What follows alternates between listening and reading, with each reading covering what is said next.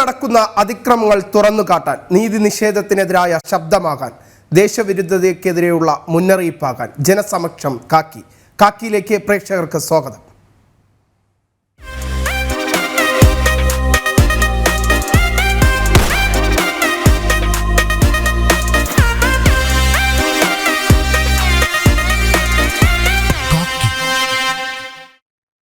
Police കസ്റ്റഡിയിൽ നിന്ന് ചാടിപ്പോയ കുറുവാ സംഘ അംഗം പിടിയിൽ. പ്രതി കുണ്ടന്നൂർ പരിസരത്തെ ചതുപ്പിൽ ഒളിച്ചിരിക്കുകയായിരുന്നു. 4 മണിക്കൂർ നീണ്ട തിരച്ചിലിനൊടുവിലാണ് സന്തോഷിനെ പോലീസ് പിടികൂടിയത്. വിവരങ്ങളുമായി അഖിൽ പാലോട്ടുമണം ചേരുകയാണ്. അഖിൽ, സാഹസികമായാണ് പോലീസ് ഇപ്പോൾ പ്രതിയെ പിടികൂടിയിരിക്കുന്നത്. ഒപ്പം തന്നെ എടുത്തു പറയേണ്ടത്, ഒരു പ്രതിയെ കൊണ്ടുപോകുന്ന സമയത്ത് പാലിക്കേണ്ട കൃത്യമായ നടപടികൾ പോലീസ് പാലിച്ചോ? പോലീസിന്റെ ലാഘവമാണോ പ്രതി ഇങ്ങനെ ചാടിപ്പോകാനുണ്ടായതിന്റെ പ്രധാന കാരണം?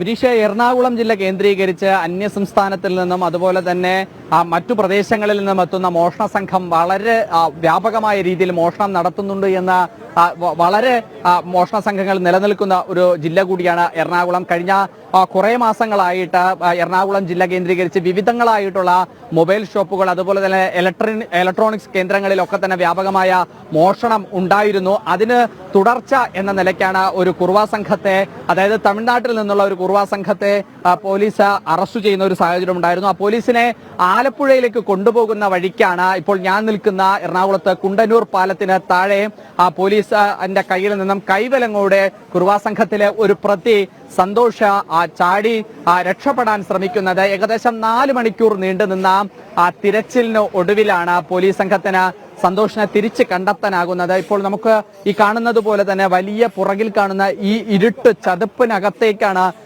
സന്തോഷ് ഒളിച്ചിരുന്നത്. കാരണം ഒരു മനുഷ്യവാസമുള്ളതോ അല്ലെങ്കിൽ ഏതെങ്കിലും തരത്തിലുള്ള ജനവാസ പ്രദേശമല്ല ഈ നിൽക്കുന്ന ഈ പ്രദേശം എന്ന് പറയുന്നത്. മറ്റു ജില്ലയിലെ വിവിധ ഭാഗങ്ങളിൽ നിന്നുള്ള മാലിന്യങ്ങൾ അടക്കം കൊണ്ട് നിക്ഷേപിക്കുന്ന ഒരു കേന്ദ്രമാണ്. അപ്പോൾ അവിടേക്കാണ് പ്രതി ബോധപൂർവമായി ചാടി രക്ഷപ്പെടാൻ ശ്രമിക്കുന്നത്. നീണ്ട മണിക്കൂറുകൾ, 4 മണിക്കൂറുകൾ ഉള്ള തിരച്ചിലിനൊടുവിലാണ് ഇത്തരത്തിലുള്ള ഒരു പ്രതി ആലപ്പുഴയിലേക്കാണ് കൊണ്ടുപോയിക്കൊണ്ടിരുന്നത്. ഈ സമയത്ത് നിലവിൽ പ്രതി ചാടി രക്ഷപ്പെടുന്നു. ഒപ്പം നിലവിൽ ഇപ്പോൾ പിടികൂടിയതിനു ശേഷം പ്രതിയെ എവിടേക്കാണ് മാറ്റിയിട്ടുള്ളത്?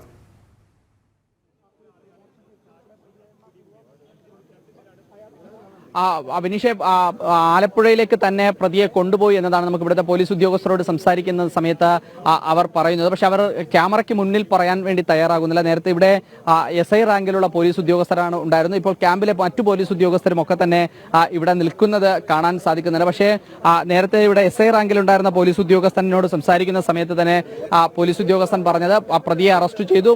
തിരച്ചിലിനൊടുവിൽ പോലീസും ഫയർഫോഴ്സും ക്യൂബ സംഘത്തിന്റെ ഒക്കെ തന്നെ തിരച്ചിലിനൊടുവിൽ പ്രതിയെ അറസ്റ്റ് ചെയ്തു. അറസ്റ്റ് ചെയ്ത അപ്പോൾ തന്നെ ആലപ്പുഴയിലേക്ക് കൊണ്ടുപോയി എന്നതാണ്. നമ്മൾ നേരത്തെ ഞാൻ പങ്കുവച്ചതുപോലത്തെ ആ മൊബൈൽ വിഷ്വലിൽ തന്നെയുണ്ട് പ്രതിയെ അറസ്റ്റ് ചെയ്ത് പോലീസ് കൊണ്ടുവരുന്നത്.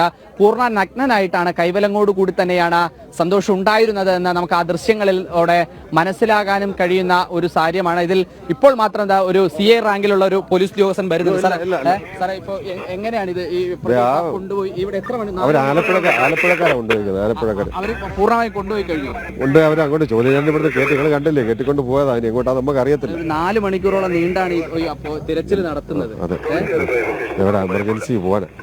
പക്ഷേ പോലീസ് പ്രതികരിക്കാൻ തയ്യാറാകുന്നില്ല. വിനീഷ്, എന്തായാലും നേരത്തെ നമ്മൾ സൂചിപ്പിച്ചതുപോലെ തന്നെ ഒരു പ്രതിയെ കൈവലങ്ങോട് കൂടി കൊണ്ടുവരുന്ന സമയത്ത് പോലീസ് പാലിക്കേണ്ട ചില കാര്യങ്ങളുണ്ട്. അതിൽ പ്രധാനമായും ആ സുരക്ഷാ മാനദണ്ഡങ്ങൾ പാലിച്ചുകൊണ്ടാണോ പോലീസ് ആ പ്രതിയെ കൊണ്ടുപോയിരുന്നത്, വാഹനത്തിൽ നിന്ന് മറ്റൊരു വാഹനത്തിലേക്ക് ചേഞ്ച് ചെയ്തു മാറ്റുന്നത് എന്നതടക്കമുള്ള കാര്യങ്ങൾ ഇനി അടുത്ത് വകുപ്പ് തല അന്വേഷണം നടക്കുമ്പോൾ മാത്രമേ നമുക്കത് മനസ്സിലാക്കാൻ സാധിക്കുകയുള്ളൂ. കാരണം അതിലൊരു പ്രധാനപ്പെട്ട ഒരു കാരണം കൂടിയുണ്ട്. കാരണം ഒരു പ്രതിയെ അല്ലെങ്കിൽ പ്രേക്ഷകർ കാണുന്നത് പ്രതിയായ സന്തോഷിനെ, കുറുവാ സംഘാംഗമായ പ്രതിയായ സന്തോഷിനെ ചതുപ്പിൽ ഒളിച്ചിരുന്ന സന്തോഷിനെ പോലീസ് പിടികൂടിക്കൊണ്ടുവരുന്ന ദൃശ്യങ്ങളാണ്.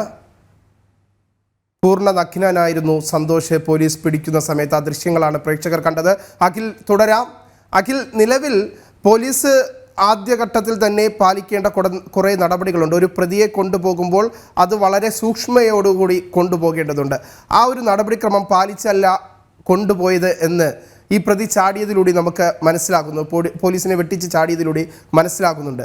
അതേസമയം തന്നെ നിലവിൽ എന്തുകൊണ്ടായിരുന്നു ഈ പ്രതി നഗ്നനായി നിൽക്കേണ്ട ഒരു സാഹചര്യം ഉണ്ടായത്?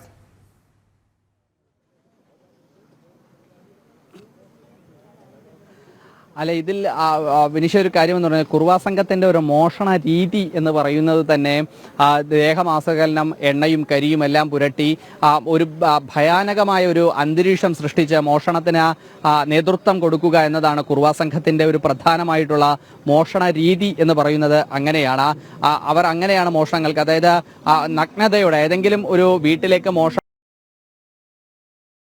ഭയപ്പാട് വരുത്തുക എന്നതുകൂടിയാണ് കുറുവാ സംഘത്തിന്റെ മോഷണ രീതിയിൽ ഒരു പ്രധാനപ്പെട്ട കാര്യം. അപ്പോൾ അതുകൊണ്ട് തന്നെ ആ പ്രതി ചാടി രക്ഷപ്പെടുന്ന സമയത്തും അത്തരത്തിലേക്കുള്ള ഒരു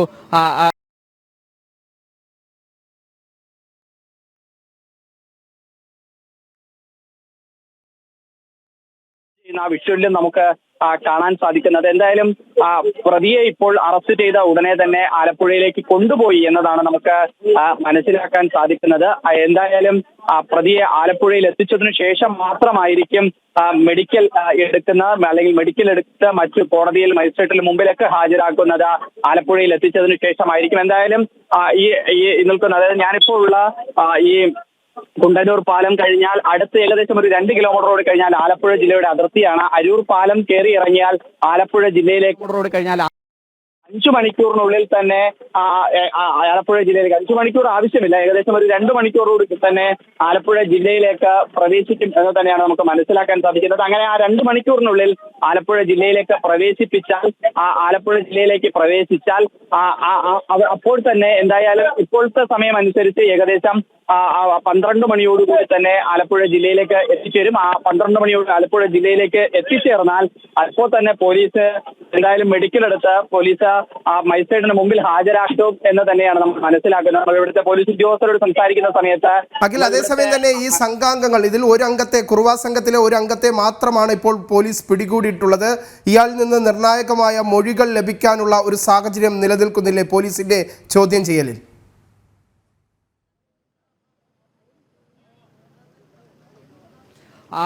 ഇതിൽ സ്ത്രീകളും പുരുഷന്മാരും അടക്കമുള്ള സംഘത്തെയാണ് അറസ്റ്റ് ചെയ്തതെന്നാണ് നമുക്ക് മനസ്സിലാക്കാൻ സാധിക്കുന്നത്. അങ്ങനെയാണ് എന്നുണ്ടെങ്കിൽ ഇതിലേറ്റവും പ്രധാനപ്പെട്ട കണ്ണിയായിരിക്കണം ഈ രക്ഷപ്പെടാൻ ശ്രമിച്ച സന്തോഷ്. അങ്ങനെയാണ് എന്നുണ്ടെങ്കിൽ കൂടുതലായിട്ടുള്ള വിവരങ്ങൾ ലഭിക്കേണ്ടതും ഈ സന്തോഷിൽ നിന്നാണ്. അതുകൊണ്ട് തന്നെയാണ് പോലീസ് കെട്ടിട്ടായാൽ പോലും സന്തോഷിനെ പിടിക്കുന്നതിലേക്ക് വേണ്ടിയുള്ള ശ്രമം നടത്തിയത്. എന്തായാലും 2 ബറ്റാലിയൻ പോലീസ് എത്തിയാണ് സന്തോഷിന് വേണ്ടിയുള്ള തിരച്ചിൽ 4 മണിക്കൂറോളം നടത്തി. എന്തായാലും പോലീസിന്റെ ആ തിരച്ചിൽ ഫലം കണ്ടു എന്ന് പറയേണ്ടി വരും. 4 മണിക്കൂറിന് ശേഷമായാലും സന്തോഷിനെ കണ്ടെത്തിയിട്ടുണ്ട്. സന്തോഷുമായി ഇപ്പോൾ ആലപ്പുഴയിലേക്ക് പോയിരിക്കുകയാണ് വിനീഷ്.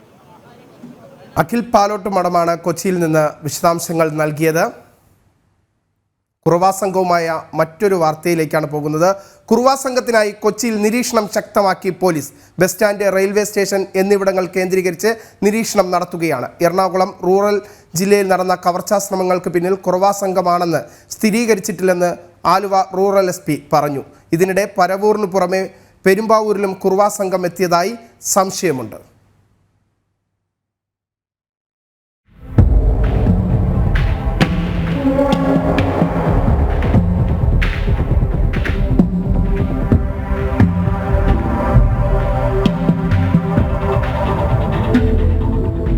കുറുവ വീതിയിലാണ് പറവൂരുള്ളത്. ചേന്നമംഗലത്തെ 3 വീടുകളിൽ മോഷ്ടാക്കളെത്തിയെന്നും മോഷണ ശ്രമം നടന്നെന്നും പോലീസ് സ്ഥിരീകരിക്കുമ്പോഴും മോഷ്ടാക്കളെ പിടികൂടാൻ കഴിയാത്തതാണ് പറവൂരിനെ വീതിയിലാഴ്ത്തുന്നത്.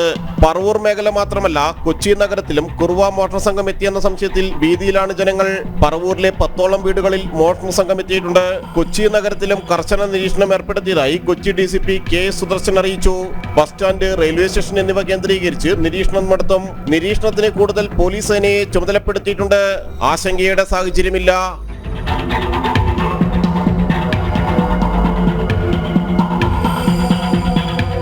എറണാകുളം റൂറൽ ജില്ലയിൽ നടന്ന കവർച്ചാ ശ്രമങ്ങൾക്ക് പിന്നിൽ കുറുവാ സംഘമാണെന്ന് സ്ഥിരീകരിച്ചിട്ടില്ലെന്ന് ആലുവ റൂറൽ SP വൈഭവ് സക്സേന വ്യക്തമാക്കി.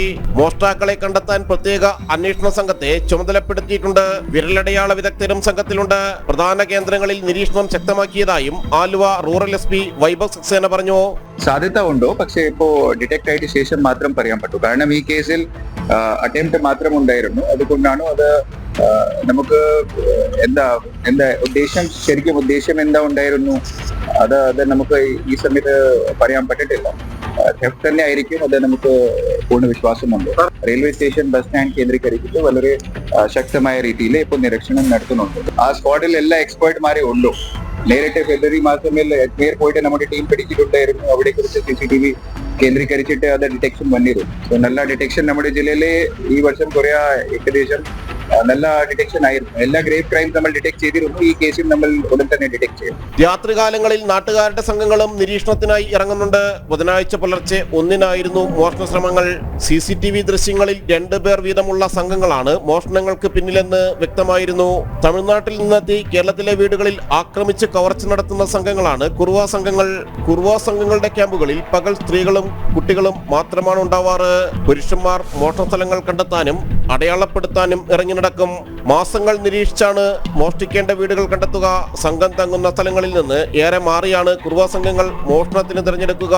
പെരുമ്പാവൂർ മേഖലയിൽ ഒരു മാസത്തിനിടെ നടന്നത് ചെറുതും വലുതുമായ 50 കവർച്ചകളാണ്. പറവൂർ ഭാഗത്തും ഇതിനു മുമ്പ് നിരവധി കവർച്ചകൾ നടന്നിട്ടുണ്ട്. ഇതിനെല്ലാം പിന്നിൽ കുറുവ സംഘമാണോ എന്നും കണ്ടെത്തേണ്ടതുണ്ട്. ജനം, കൊച്ചി. മദ്യപിച്ച് ബഹളമുണ്ടാക്കിയതിനെ ചോദ്യം ചെയ്ത വയോധികനെ കഴുത്തറുത്ത് കൊലപ്പെടുത്തി. തിരുവനന്തപുരം കാരേറ്റ് പേടിക്കുളത്താണ് സംഭവം. കാരേറ്റ് പേടിക്കുളം സ്വദേശി ബാബുവിനെയാണ് കൊലപ്പെടുത്തിയത്. കൊലപാതകത്തിൽ പ്രദേശവാസി സുനിൽകുമാറിനെ പോലീസ് കസ്റ്റഡിയിലെടുത്തു. മദ്യപിച്ച് ബഹളമുണ്ടാക്കിയത് ചോദ്യം ചെയ്തതിനാണ് അയൽവാസിയായ മധ്യവയസ്കനെ കഴുത്തറുത്ത് കൊലപ്പെടുത്തിയത്. കാരേറ്റ് പേടിക്കുളത്താണ് സംഭവം. പേടിക്കുളം സ്വദേശിയായ 67-കാരൻ ബാബുവിനെയാണ് സുനിൽകുമാർ കൊലപ്പെടുത്തിയത്. ഇയാളെ പോലീസ് പിന്നീട് കസ്റ്റഡിയിലെടുത്തു. ഇന്നലെ രാത്രി 8:30ഓടെയായിരുന്നു സംഭവം.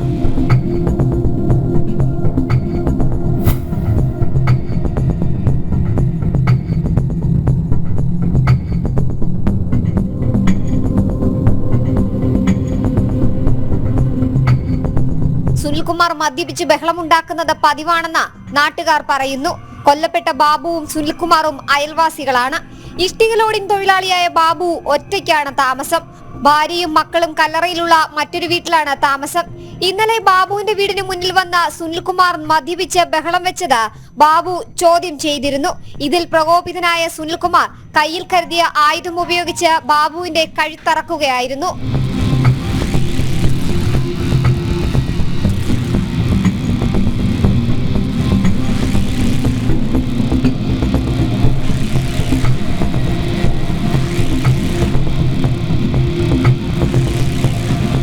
ബഹളം കേട്ടെത്തിയ നാട്ടുകാർ കഴുത്തിന് ഗുരുതരമായി പരിക്കേറ്റ ബാബുവിനെ തിരുവനന്തപുരം മെഡിക്കൽ കോളേജ് ആശുപത്രിയിൽ പ്രവേശിപ്പിച്ചെങ്കിലും ജീവൻ രക്ഷിക്കാനായില്ല. സംഭവം അറിഞ്ഞെത്തിയ കിളിമാനൂർ പോലീസ് പ്രതിയായ സുനിൽകുമാറിനെ കസ്റ്റഡിയിലെടുത്തു. കൃത്യത്തിനിടെ സുനിൽകുമാറിന്റെ തലയ്ക്കും പരിക്കേറ്റിട്ടുണ്ട്. ഇയാളെ പോലീസ് മെഡിക്കൽ കോളേജ് ആശുപത്രിയിൽ എത്തിച്ച് ചികിത്സ നൽകി. ഫോറൻസിക് സംഘം എത്തി സ്ഥലത്ത് പരിശോധന നടത്തി. ശേഷം പ്രതിയെ തെളിവെടുപ്പിനായി എത്തിച്ചു. മോർച്ചറിയിൽ സൂക്ഷിച്ചിരിക്കുന്ന മൃതദേഹം ഇൻക്വസ്റ്റ് നടപടികൾക്കും പോസ്റ്റ്മോർട്ടത്തിന് ശേഷം ബന്ധുക്കൾക്ക് വിട്ടു നൽകി. ജനം, തിരുവനന്തപുരം. വ്യാജരേഖ ഉപയോഗിച്ച് CPM നേതാവ് നേടിയ മുൻകൂർ ജാമ്യം കോടതി റദ്ദാക്കി. കായംകുളത്താണ് CPM മുൻ ലോക്കൽ കമ്മിറ്റി അംഗം വ്യാജരേഖ ഉപയോഗിച്ച് ജാമ്യം നേടിയിരുന്നത്. കായംകുളം പുതുപ്പള്ളി മുൻ ലോക്കൽ കമ്മിറ്റി അംഗം CB ശിവരാജന്റെ ജാമ്യമാണ് റദ്ദാക്കിയത്.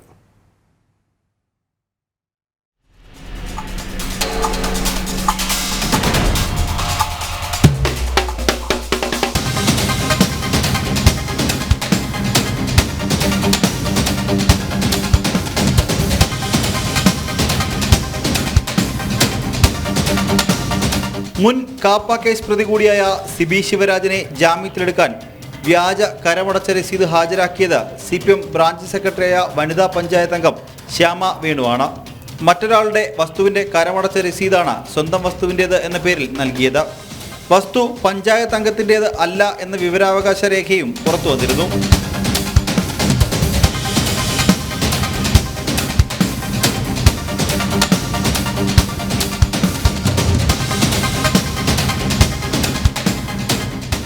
രണ്ട് മാസം മുൻപ് മറ്റൊരാൾക്ക് പോക്കുവരവ് നടത്തിയ ഭൂമിയുടെ കരമടച്ച രസീതാണ് സ്വന്തം ഭൂമിയുടേത് എന്ന പേരിൽ വനിതാ പഞ്ചായത്ത് അംഗം സമർപ്പിച്ചത്.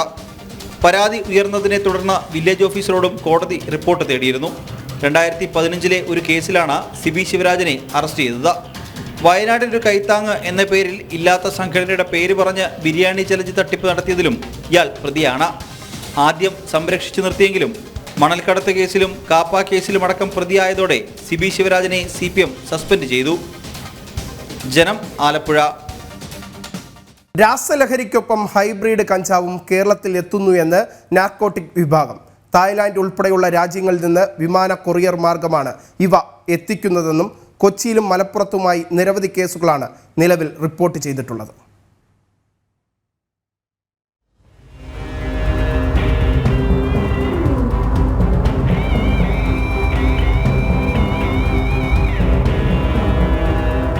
പ്രത്യേക അന്തരീക്ഷ ഊഷ്മാവ് നിലനിർത്തി നിശ്ചയിച്ച സമയപരിധിക്കുള്ളിൽ വിളവെടുക്കുന്നതാണ് മാരക ലഹരിയുള്ള ഹൈബ്രിഡ് കഞ്ചാവ്. തായ്ലൻഡ് ഉൾപ്പെടെയുള്ള രാജ്യങ്ങളിലാണ് പ്രധാനമായും ഇതിന്റെ ഉൽപ്പന്നം.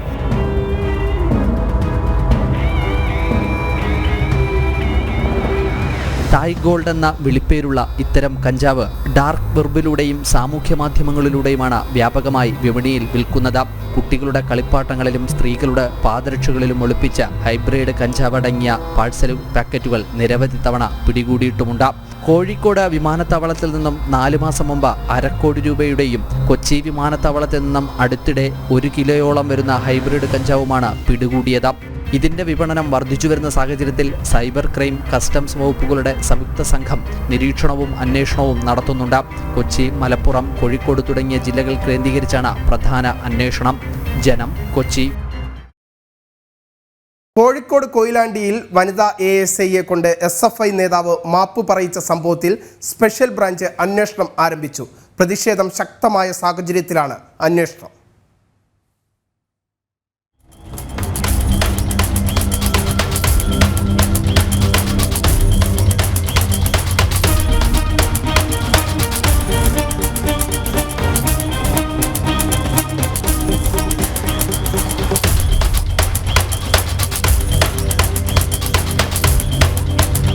കൊയിലാണ്ടി ബസ് സ്റ്റാൻഡിൽ സംഘടിച്ചു നിന്ന വിദ്യാർത്ഥികളോട് പിരിഞ്ഞു പോകാൻ ആവശ്യപ്പെട്ട വനിതാ പോലീസ് ഓഫീസറെ കൊണ്ടാണ് പ്രാദേശിക നേതാവ് മാപ്പ് പറയിപ്പിച്ചത്.